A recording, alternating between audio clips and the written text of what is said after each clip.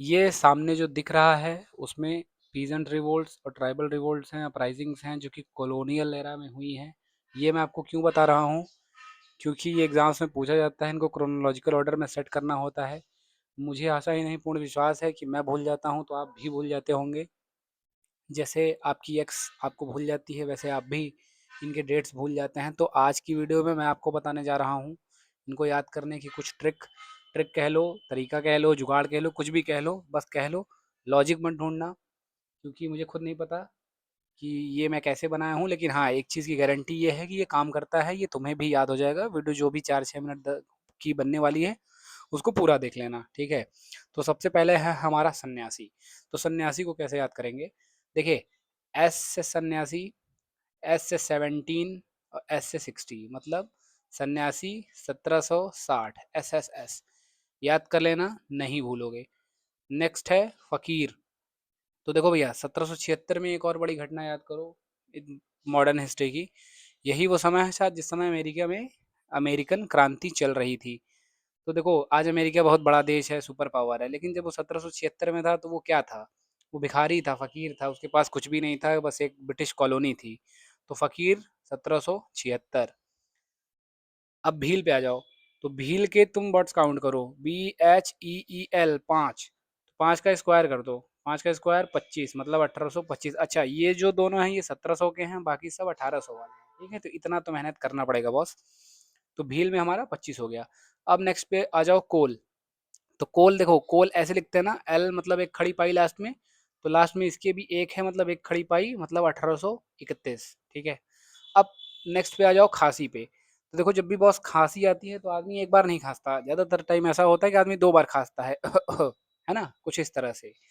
हाँ, माफ़ करना, मैं शाहरुख खान नहीं हूँ कि मैं बहुत अच्छी एक्टिंग कर पाऊँ, लेकिन खांसी जब भी आती है वो 2 बार आती है, जोड़े में आती है। तो ध्यान देना, 2 वर्ड की रिपीटेशन यहाँ भी है, 2 अंक की, 3 मतलब खांसी, मतलब 1833। अब आ जाओ इंडिगो पे।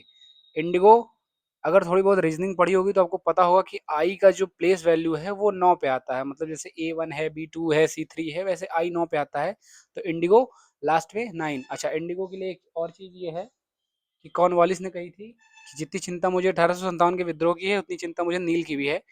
तो समझ लेना कि 1857 के आसपास, मतलब उसके बाद की ही घटना है। अब आ जाओ नेक्स्ट, संथाल पे। ये यार इतना अंधेरा क्यों हो गया वीडियो में भाई? बारिश का मौसम हो गया, अभी तो उजाला था। फ्लैश कहाँ से जलेगा, जलेगा कि नहीं? अरे वाह, जल गया। तो संथाल पे आ जाओ।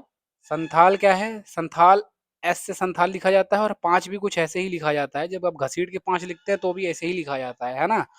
तो संथाल, SSS 55, संथाल 1855। अब कह दो सन्यासी भी ऐसे था, तो यार याद करो यार, थोड़ा सा इतना तो मेहनत करना पड़ेगा ना। सन्यासी का स से सन्यासी, स से 1700, से 60।